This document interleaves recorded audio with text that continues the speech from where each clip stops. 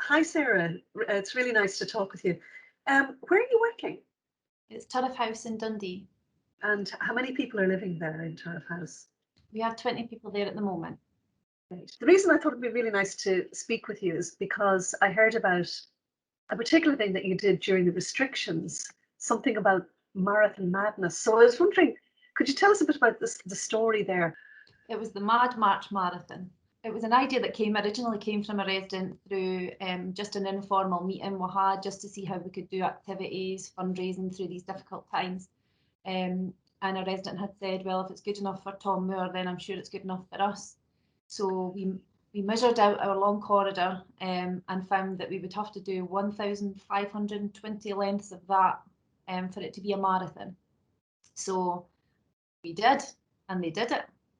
How did you track how many lengths had been done? We had it documented along the length of the corridor. Every time there was a lap, and we had stickers that every time we completed it, we put a sticker on the chart, and the resident had their name beside it. So they were able to keep track of what they'd done. And we had halfway marks, 3/4 of the way there, until we completed the challenge. But it was completed ahead of schedule.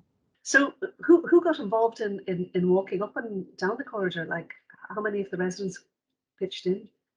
There was maybe half a dozen who were interested and keen to do it, but because it's the corridor that goes round through the whole home, when someone saw someone passing, oh well, what are they doing? Oh, well, I'll give it a go.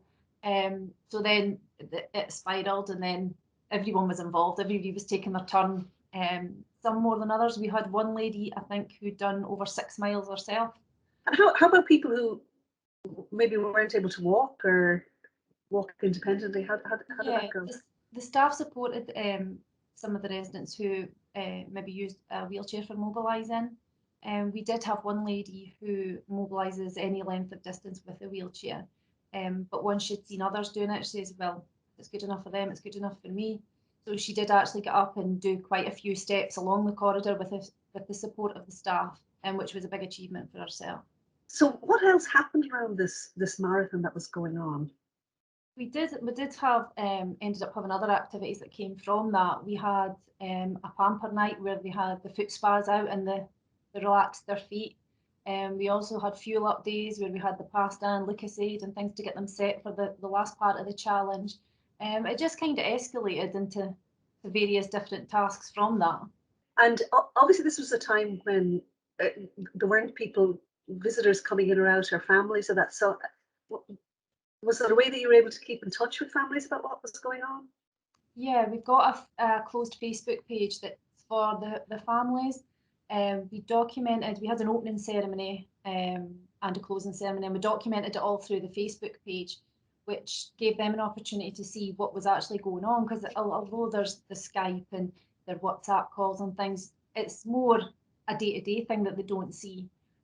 So it was good for them to be able to post their comments, and it also stimulated some conversations between the families when they were speaking to their relatives over Skype. Oh, well, you've done this, how much have you done today? And it had a good impact on the staff as well, because the contact between families and staff has been obviously very limited.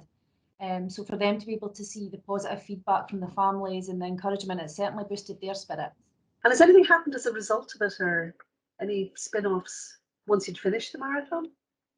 Yeah, I think because obviously through the pandemic and activities were kind of limited, having that active tasks again, it kind of put that to the forefront. So we did have a project where we were working with a local primary school, passing letters back and forward, and then it started the conversation with some of the residents about, oh well, remember when we were at school, we did this. So we actually had a whole school week, which we had gym and PE, and a couple of residents were even doing hopscotch at some point. So it kind of put the focus back on activities. Don't need to just be sitting at a table doing something. Like, let's get active again. So yeah, it got us thinking of other things to do.